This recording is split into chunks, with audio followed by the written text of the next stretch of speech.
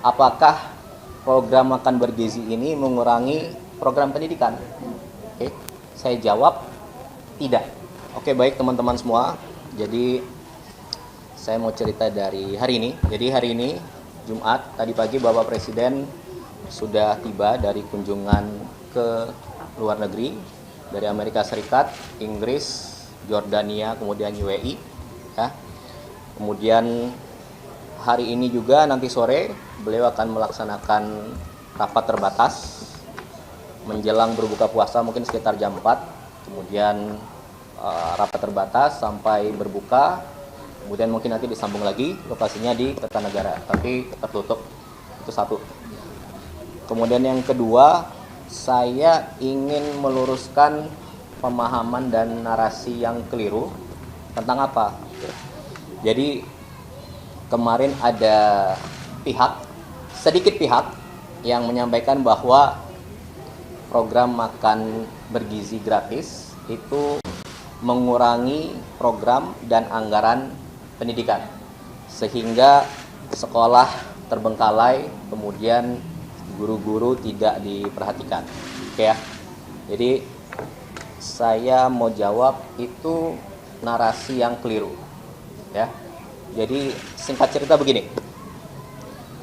Yang pertama, makan bergizi ini bertujuan untuk meningkatkan kualitas sumber daya manusia, dalam hal ini siswa dari PAUD, TK, SD, SMP, SMA dan setingkatnya untuk memperoleh pendidikan di sekolah.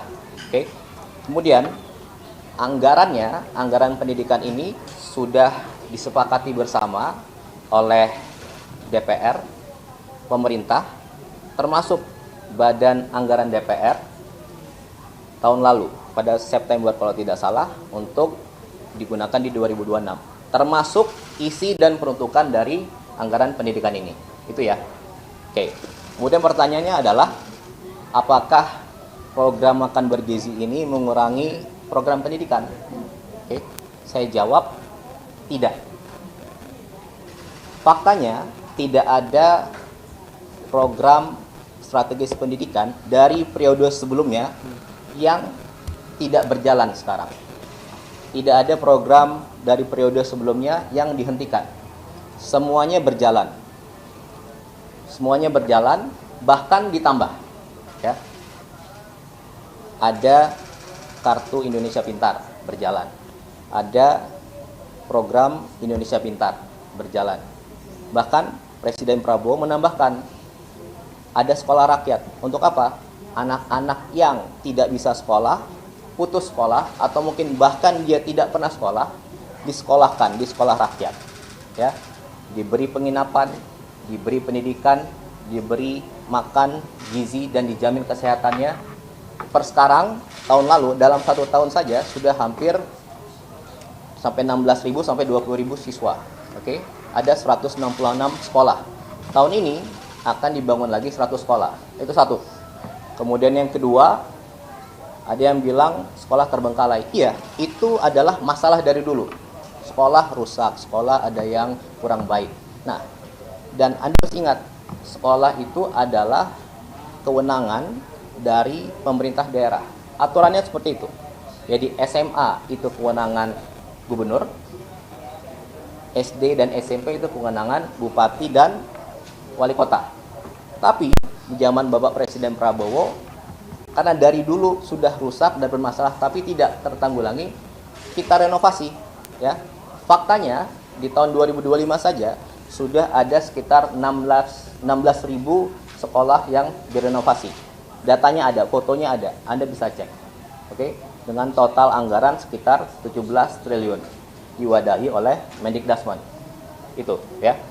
Kemudian apalagi tambahannya? Ada TV digital untuk pembelajaran digital sekolah anak-anak. Jumlahnya tahun 2025 sudah 280.000 TV di 280.000 sekolah. Oke, dan bahkan tahun ini akan ditingkatkan lagi. Belum lagi nanti ada sekolah Garuda, ada sekolah terintegrasi, ada pembangunan kampus-kampus baru yang Pak Presiden ingin buat, sedang berjalan. Oke, jadi saya mau sampaikan tidak ada program yang tidak dilanjutkan. Semua program berjalan dan bahkan ditambah. Itu yang kedua. Kemudian yang ketiga, ada lagi yang bilang guru-guru tidak diperhatikan. Faktanya ada 3 nih. 1, mengenai guru honorer. Ya, saya mau sampaikan bahwa secara kewenangan guru honorer itu ada di bawah pemerintah daerah. Oke? Tapi pemerintah pusat memberi insentif. Insentif itu bukan gaji, insentif itu tambahan. Oke? Dan tambahan ini berapa? Dari tahun 2005 sampai 2025 ada namanya insentif. Dan baru naik di zaman Presiden Prabowo. Oke, menjadi 400.000. Jadi Anda bayangkan selama 20 tahun insentif itu belum pernah naik.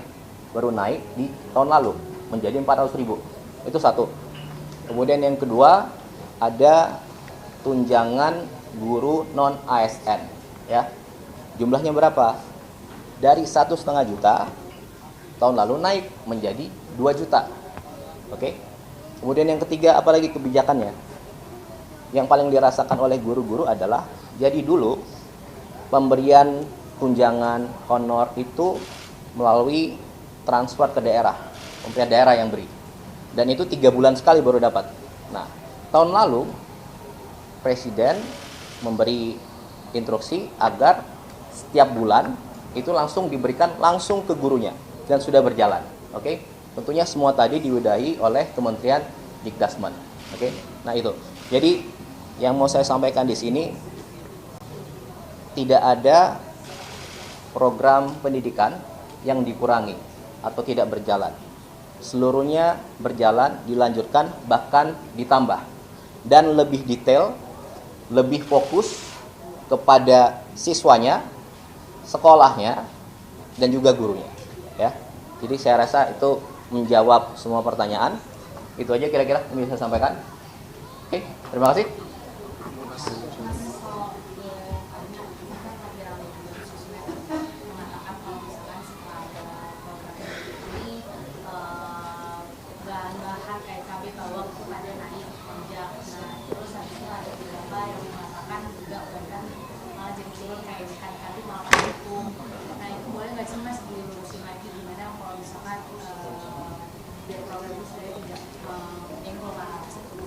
Oke, intinya saya mau jawab, ini tadi saya bilang, program MBG ini untuk meningkatkan kualitas sumber daya manusia. Oke, kalau yang tadi itu nanti Kepala Badan akan menjelaskan besok detail, beliau akan memberikan secara detail khusus mengenai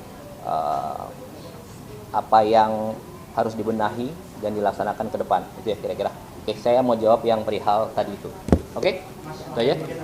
Sekali lagi.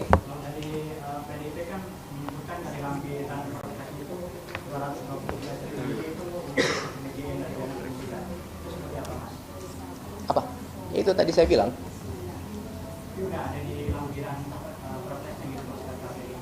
Iya, jadi namanya anggaran pendidikan itu 20% dari APBN. Oke. Nah, di tahun ini 769,1 T itu 20%. Oke. Dan itu anggaran pendidikan. Anggaran pendidikan itu apa? Banyak. Isinya peruntukannya. Ya. Dan isinya peruntukannya itu sudah disepakati bersama tahun lalu oleh pemerintah, DPR, dan Badan Anggaran DPR, yang mana ketua bangkatnya juga PDIP, gitu kira-kira. Dan tadi semua hal itu adalah termasuk MBG adalah fondasi awal untuk memperbaiki pendidikan ke depan. Itu kira-kira ya. Itu aja. Terima kasih semua. Ya. Itu aja dulu. Oke, sekarang ayo. Waktu terbatas nih. Sekarang ngobrol sampai setengah. Subscribe, share, like, and comment. Subscribe, share, like, and comment. Subscribe, share, like, and comment. Subscribe, share, like, and comment. Subscribe, share, like, and comment.